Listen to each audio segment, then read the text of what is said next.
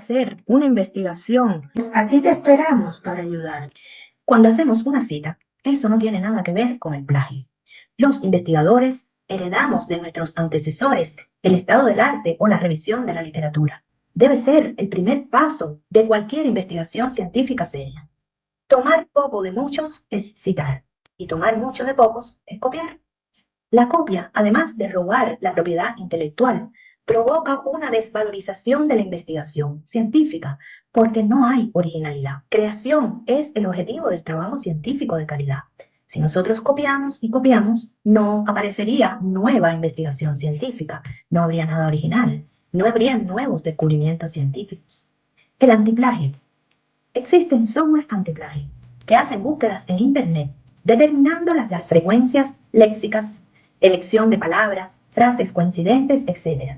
Y estos software permiten encontrar no solo textos similares, sino también sus fuentes de origen. Las revistas científicas y los tribunales de tesis verifican la similitud de trabajo utilizando estas herramientas, donde el plagio se detecta al copiar a otros autores o hacer autoplagio, que es duplicar textos publicados nuestros en medios digitales anteriormente.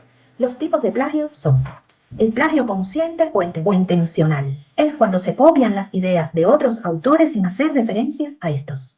El plagio inconsciente es debido a la falta de experiencia en la búsqueda de información, la falta de habilidades en la forma de citar y la falta de práctica para parafrasear y creer que solo se debe mencionar al autor cuando se utilizan textualmente sus palabras y no sus ideas. Una conducta académicamente incorrecta se determina por las siguientes causas. No inserción de ninguna referencia bibliográfica. Es decir, hacemos nuestro documento y no le ponemos, a pesar de tener citas y de tener información de otros autores, no insertamos ninguna referencia bibliográfica de estos autores.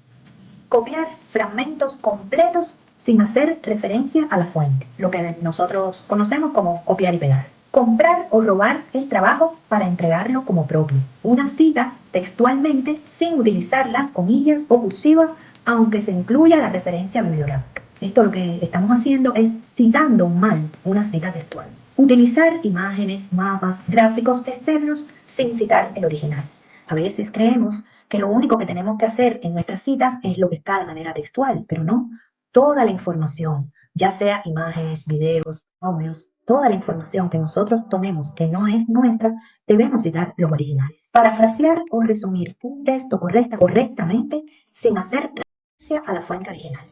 Cogemos un texto de otro autor, lo parafraseamos para que no aparezca en los software antiplagio, lo parafraseamos bien, pero no hacemos referencia en nuestra bibliografía final, en nuestra referencia bibliográfica al autor de la cita parafraseada. Parafrasear un texto sin modificar el escrito en su totalidad, haciendo simples variaciones. Esto va a ser detectado por los software antiplagio como plagio o similitud. Copiar oraciones de distintos autores y mezclarlas sin citar las fuentes. Esto también es detectado por los software antiplagio. Autoplagio. Reproducir un texto propio anteriormente publicado sin hacer referencia al original.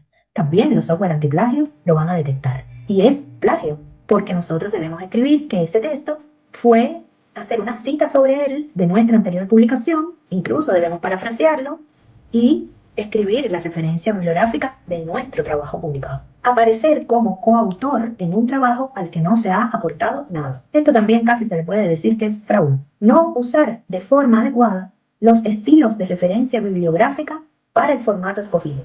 Eso es por falta de experiencia. Se debe primero estudiar el formato que debemos poner en nuestras referencias, en nuestras citas bibliográficas más adelante en este curso. Nosotros estaremos viendo por lo menos el formato de las normas APA para referencias y citas bibliográficas.